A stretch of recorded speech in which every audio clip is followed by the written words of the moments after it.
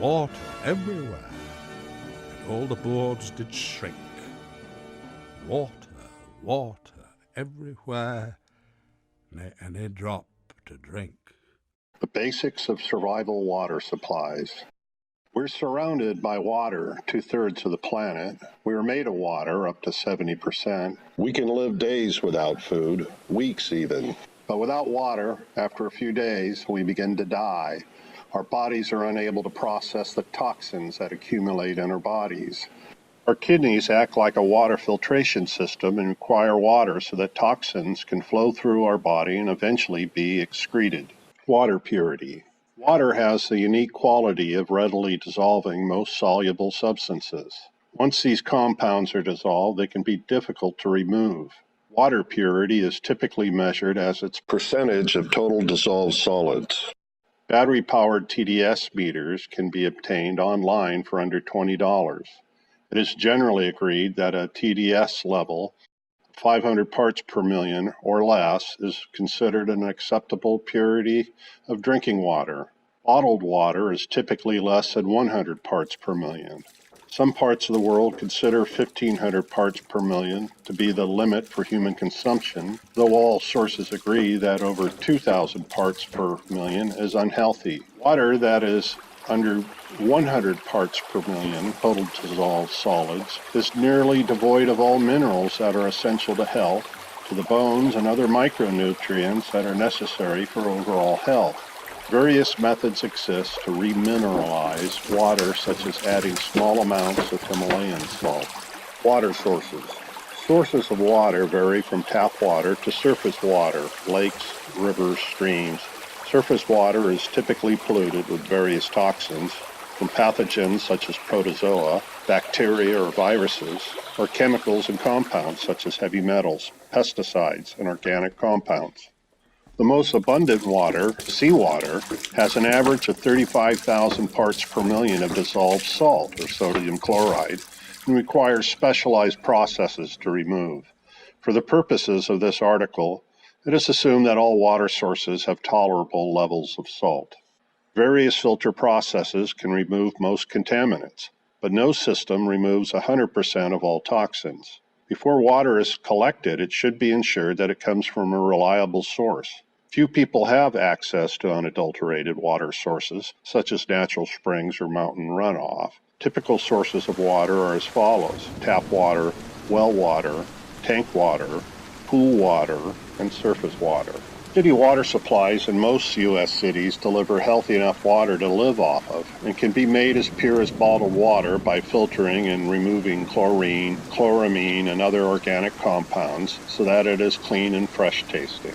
Well water comes from groundwater and is more likely to have heavy metals and pesticides in it, but a properly designed filter can remove 99% plus of those contaminants and make well water into good quality drinking water. Water storage tanks that come from various sources such as rainwater or tap water used to fill tanks in RVs and boats. Water in tanks are susceptible to mold, mildew, and frequently pick up unpleasant taste, as it is in the case of a garden hose. A properly designed filter will remove these impurities or reduce them to the extent that they can no longer be tasted. A properly maintained pool will have 2 to 4% of chlorine, which is the same amount found in typical municipal water supplies.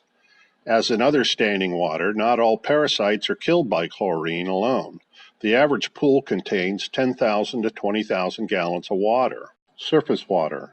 Surface water can be one of the most desirable sources of water and the least desirable. Runoff water from fields might contain pesticides. Water that sheds off of streets and parking lots is likely to contain residues from automobiles such as oil, gas, or other chemicals. High mountain lakes and streams are considerably safer than urban runoff and are cleaner the closer to the sources. To make surface water potable, you can disinfect it by boiling it for a minute or more. By adding 8 drops of regular Clorox bleach per gallon drinking water, or fill a 2-liter clear bottle with water and leave it in the sun for 6 hours or more. Add a lime and reduce that time to under an hour. The problem with these methods to disinfect water is that some of the most insidious contaminants are protozoan parasites called Giardia and Cryptosporidium. Both of these parasites develop as cysts that are covered in a hard shell that is not affected by chlorine or short exposure to UV or boiling water. They can only be killed by prolonged exposure to UV or being vigorously boiled for a minute or more. Protozoa such as Giardia and Cryptosporidium are about 1 micron in size, which is 1/1,000,000th of a meter. A filter that has a pore size of 0.5 micron or half a micron will reduce these parasites by 99.999% or more. Filtration. Filtration is best handled in multiple steps. Running water that has passed through gravel and sand naturally removes fine silt and sediments. Open ponds or water that are notably turbid is often brownish and contains dissolved sediments. An effective way of processing this water is to collect it in buckets and let the sediment settle out into the bottom of the bucket over time. Pour off the clear water through a coffee filter or a cloth to further filter out fine sediment. Silted water is generally unhealthy and can clog ceramic filters that are used to remove other contaminants, so you should always try to start with the clearest water available.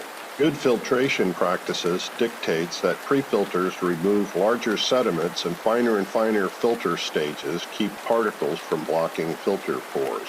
For removing protozoan parasites such as Crypto and Giardia, a ceramic filter that has pores that are smaller than 1 micron offers the best value. Tap water can be added with little concern for clogging these filters, and they produce bottled water quality when filtered. Ceramic filters are typically made from pressed diatomaceous clay, which is comprised of silicon and comes from fossilized remains of diatoms and abundant algae. Ceramic filters physically strain out contaminants but do not remove organic compounds like chlorine. This is why a good ceramic filter will also contain a granular activated carbon, which absorbs chlorine and other volatile organic compounds. An improved granular activated charcoal, or carbon, called catalytic granular activated carbon, additionally breaks down chloramine, which is used by many municipal water supplies. Chloramine is chlorine with the addition of ammonia, which chemically combines into a more robust molecule. Catalytic granular activated carbon breaks down the chemical bonds of chloramine, then absorbs the constituent chemicals individually. A ceramic dome filter with catalytic GAC, or granular activated carbon, removes 99.99% bacteria and parasites or more, removes significant amounts of pesticides, lead, mercury, and other toxins, as well as volatile organic compounds and chlorine and chloramine. Ceramic filters can filter 300 gallons of water or more before they start losing effectiveness. The good news is that they can be cleaned or by scrubbing and by soaking in lime juice. You can clean them with a toothbrush and toothpaste also. You can also change the granular activated carbon. Ceramic filters are used in popular countertop filter systems like the Berkey bucket and the Zen water filtration system. They work by placing one bucket or decanter above the other and using gravity to flow through water the filter to the lower container. These systems can be used for emergency water supplies or on a daily basis, turning tap water into pure drinking water, eliminating the waste of plastic bottles. You can buy a system or build your own using an off-the-shelf filter and spigot kit.